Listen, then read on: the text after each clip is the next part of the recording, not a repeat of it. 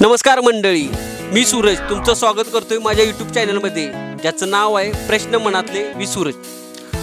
आजचा प्रश्न आहे की मुलींना कसा लाईफ पार्टनर पाहिजे किंवा मुलांना कशी लाईफ पार्टनर पाहिजे. तर जाणून घेऊयात आज माझे काही नाटकातले मित्रमंडळी आहेत त्यांच्याकडून जाणून घेऊया की त्यांना कसा लाईफ पार्टनर पाहिजे. तुला परफेक्ट लाईफ पार्टनर म्हणजे जीवनसाथी आयुष्यात लग्नासाठी त्याच्यात तुझ्या काय अपेक्षा तिच्याकडून, की तू तिच्यात काय गुण बघतोस? गुण बघतोय म्हणजे मला असं वाटतं की मी जे काय आयुष्यात आहे किंवा मला माझं करिअर आहे, मी एक क्रिएटिव्ह वेनं काहीतरी करिअर करायला बघतो, तर ते करिअर सपोर्ट करणारी मुलगी पाहिजे. आधी मला सगळं असं मुलगी कशी दिसावी वगैरे ते सगळं होतं, पण वयानुसार मला वाटते की आपल्याला समजून घेणारी किंवा आपण तुला समजून घेणारे, फॅमिलीला समजून घेणारे, फॅमिलीला पण घेणारी, आणि आपण जे करतोय आपलं एक वेगळं करिअर आहे, रुटीन आहे, ते समजलं पाहिजे. नाही तर मग आपण अचानक बदलू शकत नाही. आता आपण त्याच हे झालं म्हणजे त्याची सवय झाली.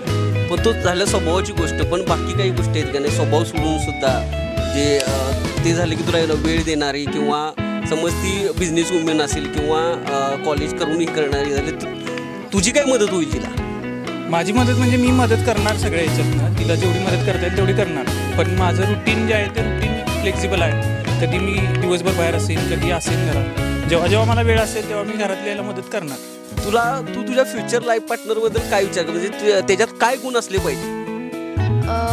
मला असं वाटतं की सगळ्यात पहिलं लग्न जेव्हा आपण करायचा विचार करतो तेव्हा दोघांचे स्वभाव मॅच झाले पाहिजेत. बरोबर. एकमेकांच्या गोष्टी पटल्या पाहिजेत. रिलेशनशिप हे काय 50-50 नसतं. कधी ते 70-30 असतं, कधी ते 30-30 एकदम लो असतं. तर लोजमध्ये साथ देणारा आणि हायजमध्ये पण साथ देणारा, सपोर्ट करणारा असा असला पाहिजे पार्टनर. संसारामध्ये पण असं होतं पैसा किती इम्पॉर्टंट आहे, किंवा आजकाल ते आईवडील म्हणतात की शेती पण पाहिजे, सरकारी नोकरदार पाहिजे, IT वाला पाहिजे, तर ते किती इम्पॉर्टंट आहे? आत्ताच्या जगामध्ये खरं तर पैसा खूप महत्त्वाचा आहे. कारण सगळंच पैशांवर खरं तर डिपेंडंट आहे मटेरियलिस्टिक वेनी. पण त्याचा भार कोणातरी एकावर नसला पाहिजे. म्हणजे सगळी रिस्पॉन्सिबिलिटी ही नवऱ्याची असते पैसे कमवायची, आणि बायकांनी घरी बसायचं आणि घरची रिस्पॉन्सिबिलिटी घ्यायची. हे कुठेतरी मला पटत नाही. लग्नाची गाडी 2 चाकावर चालते, ती दोन्ही चाकं मजबूत पाहिजे. राईट.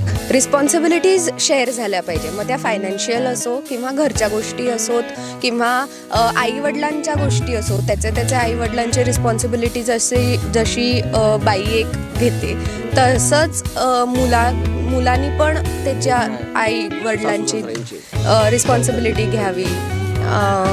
आणि हा मला असं वाटतं हा खरं तर आयडिओलॉजीचाच मुद्दा आहे की तुम्ही कुठला पाथ किंवा कुठली आयडिओलॉजीला बिलीव्ह करता आणि तुम्ही त्याला किती पकडून आहात ह्याच्यावर खरं तर डिपेंडंट राहता येईल. बरोबर आहे तुझं. मला सांग, समज एखाद्या वेळ असं येतो की खूप चांगला मुलगा आहे पण त्याच्याकडे सध्या नोकरी नाही आहे, पण तुला माहिती आहे त्याच्यात एज्युकेशन नाही झालेलं आहे, काही प्रॉब्लेममध्ये नोकरी लागत नाही, पण मुलगा स्वभावाने चांगला आहे, तर अशा मुलगा चालेल का तुला? हो चालेल की.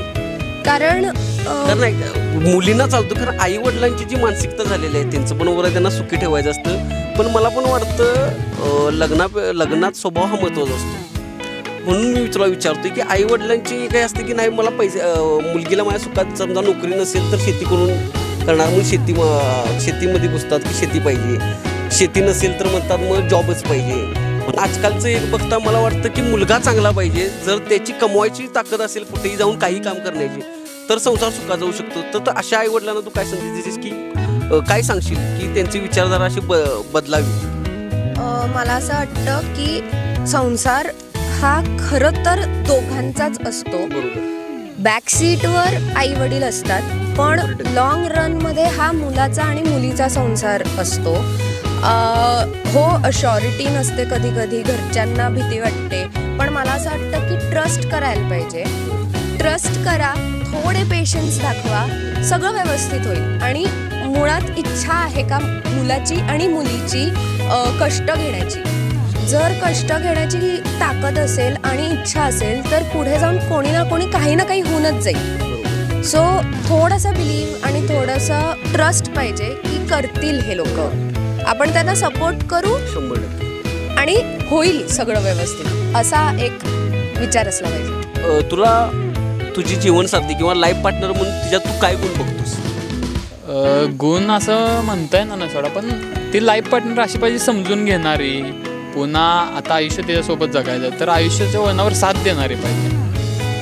असं लाईफ पार्टनर म्हणजे ती फक्त आपल्याला साथ दिली ना तर आपण पुढचं काय पण करू शकतो. भले ती जॉब करणारी नसून दे, काय पण करणारी नसून दे, फक्त साथ देऊन घरात राहणारी असली व्यवस्थित की मग आयुष्य आपलं बरं झालं. ते झालं उत्तर. पण एकेकाच असतं ना की बाबा दिसायला जरा सुंदर पाहिजे, तिचे केस मोकळे पाहिजेत किंवा काय म्हणतात ते मॉडेल मुलगी पाहिजे असू म्हणजे शकतं कुणाचं सुंदर तसं पाहिजे. असतंय. तसं त्या ह्याच्यात कशी वाटते तुला, कशी मुलगी पाहिजे? नाही तसं म्हणजे मला म्हणजे सुंदर अशी नको आहे. ती फक्त मी आधी बोललो तसं समजून घेणारी समजूतदार पाहिजे फक्त. मग भले ती कशी पण दिसू दे. बाकीच्यांचं असेल की बाबा मला सुंदर पाहिजे, म्हणजे बाहेरले बघतात मुली की नाही मला अशीच पाहिजे तशीच पाहिजे, ह्याचा हट्ट नाही. फक्त मला समजून घेणारी आणि हे पाहिजे. नाहीतर मग तुला आणि तुझ्या आई वडिलांना म्हणजे सांभाळणारी म्हणजे असं. तसं समज तुला एक मुलगी मिळाली आणि समज ती जॉब करते तर तुझी तिला काय मदत होईल? माझी काय सुद्धा अडचण नसणार. ती जॉब करते म्हणल्यावरती म्हणजे ती बिनधास्त जॉब करू शकते. आणि मी माझ्याकडून काही जरी तिला म्हणजे काय आता पाहिजे म्हणजे असं म्हणा येणार नाही की मी मदत करू शकतो. म्हणजे घरच्या कामाची म्हणा, म्हणजे घरचे काम आवरण्याची तिला मी तेच विचारतो की घरच्या कामातच मदत. कारण कसं होतंय तिला सकाळी सगळं आवरून तुझा घर म्हण डबा आई वडील असतील तर त्यांचं करून धुणं भांडी करून सगळं करावं लागतं. म्हणून हा प्रश्न आहे की मुलांनी पण काहीतरी मदत केली पाहिजे मुलींना. ती दिसत नाही कुठेतरी, म्हणून तुला हा प्रश्न आहे की आपण कशा प्रकारे त्यांना मदत करू शकतोय. म्हणजे असं की मला काय आता मी जेवण करू शकणार नाही एवढं, कारण माझा पण जॉब असणार. जेवण करणं नाही बघ शेवटी थोडंफार धुणं ते म्हणजे मी करू शकतो बेसिक, म्हणजे जेवढी मला जमतील तेवढी. आणि मी शिकण्याचा पण प्रयत्न करू शकतो तिच्यासाठी. पण एवढंच की सगळं नाही करू शकत, कारण की दोघांचा पण जॉब आहे. 50-50 करू शकतो. ठीक आहे. नाही पण हा विचार कुठं तर बदलला पाहिजे. कारण काय आहे, जर समजा मुलगी जॉबला जाते, जेव्हा आपण जॉबला जातो तेव्हा उठतो डबा घेतो आणि जातो. मग कुठे तर हा विचार बदल पाहिजे. ती जॉबला जाते तर आपण सुद्धा मदत केली पाहिजे की न काय कमीपणा कुठल्याही गोष्टीत घ्यायचा नाही की धुणं भांडी काही प्रॉब्लेम होत नाही. आणि जेवण समज जमत नसेल शिकायचं. मला वाटतं की संसार हा गाडा दोन्ही चाकावर चालतो. म्हणून मला वाटतं की जशी ती जॉबला जाताना जेवण करून जाऊ शकते तर आपण एका दिवस मी म्हणतोय 7 मधला 1 दिवस तरी आपण जेवण करून तिला घालू शकतो. तसं करू शकतो सोडा की संडे वगैरे आहे की आपण लवकर उठून सगळ्या गोष्टी करायला. पण असं पण नाही की सगळं आता दोघांचं पण जॉब आहे. 50-50 मी त्यासाठीच म्हटलं की निम्म ती करेल निम्म मी करेल, म्हणजे दोघांनी पण वेळेत बाहेर निघता येईल. बाकीचं काय नाही. बरोबर आहे. ठीक आहे. हा प्रश्न अशासाठीच आहे की सगळे म्हणतात हा प्रश्न का घेतोस, तर की मुली ज्यावेळी कामाला जातात तेव्हा ते सगळे काम करून जात असतात. तर त्यांना पण कुठंतरी आपण मदत केली पाहिजे. आपण डबा घेऊन गेलो कामला जॉबवरून आलो तर नाही, किमान 7 मधला 1 दिवस तरी आपण त्यांना जेवण करून घालण्याचे शिकायला पाहिजे. किंवा त्यांना धुणं भांडी किंवा फरशी पुसणे काही कमीपणा मला वाटत नाही या गोष्टीत आहे.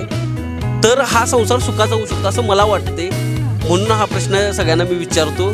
धन्यवाद मित्रा, तुझा वेळ आम्हाला दिल्याबद्दल थँक्यू.